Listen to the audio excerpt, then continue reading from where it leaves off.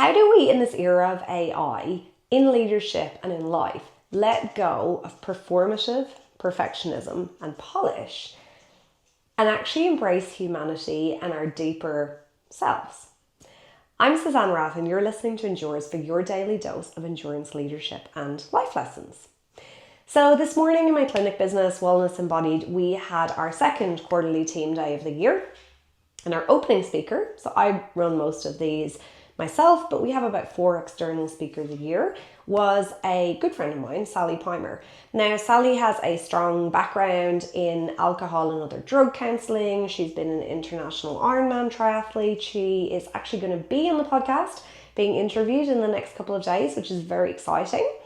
I am going to start taking on more guests who align but also differ from some of the Endures principles. So that is super exciting. Anyway, I digress.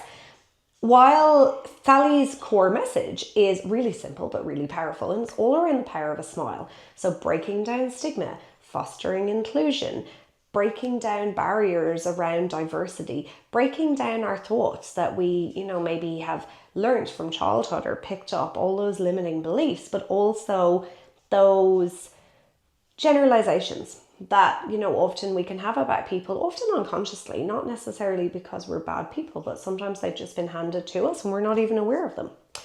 And during one of the breakout exercises, I asked one of my team what he thought about the presentation.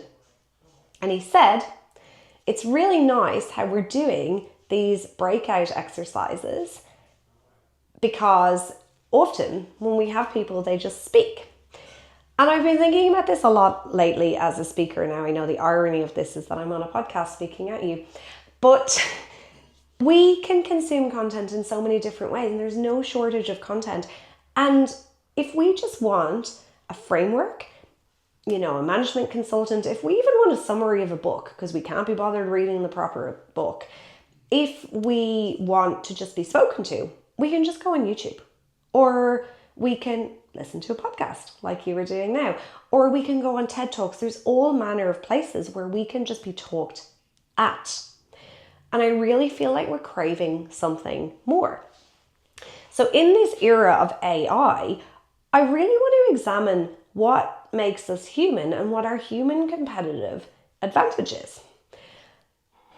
If we are on panels, if we are facilitating where we have to draw things out of the room, if we are running workshops, that's original content, if we are interviewing somebody, if we are delivering a keynote that we've tailored to that audience, and we also have some reflection pieces, again, which are tailored to the audience, as Sally did with us today, as I do with my clients, that is the humanity piece.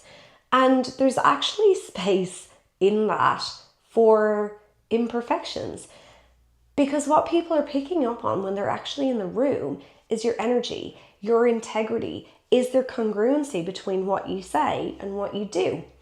And when we bring all of that, we also bring all the parts of ourselves. So we bring our wisdom, we bring our experience, we bring all the things of the whole. Now, if you don't have congruency between how you act and how various parts of your life feed into each other. Like if you're up there speaking about healthy eating and you're stepping out the back eating McDonald's or, smoking a cigarette, that's a lack of congruency.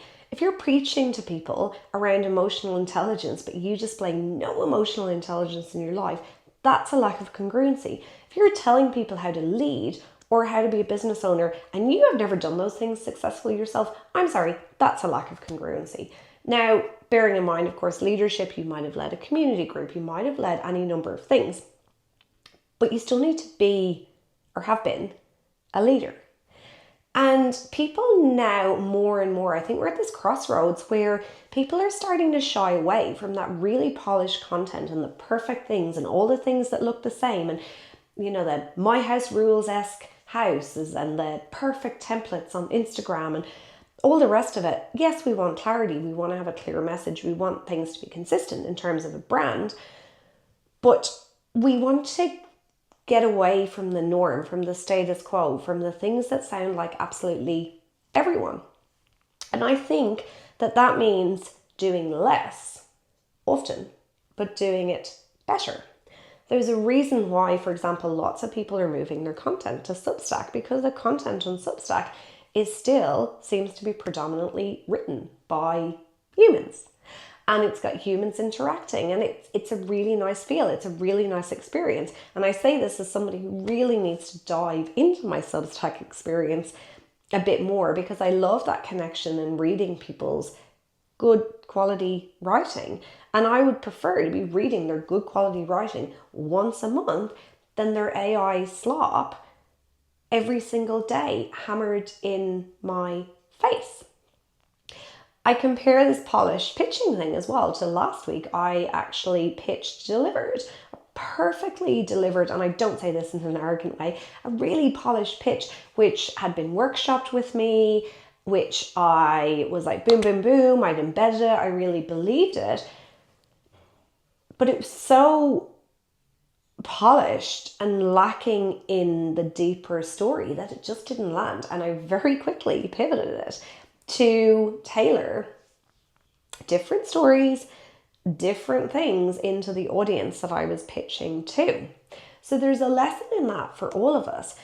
We need to get away from this performative leadership, from how things look, and think about how we can be curious, how we can reflect, how we can adapt, how we can admit our mistakes, how we can say like too many times on camera, or how we can show vulnerability, how we can admit that we don't know something.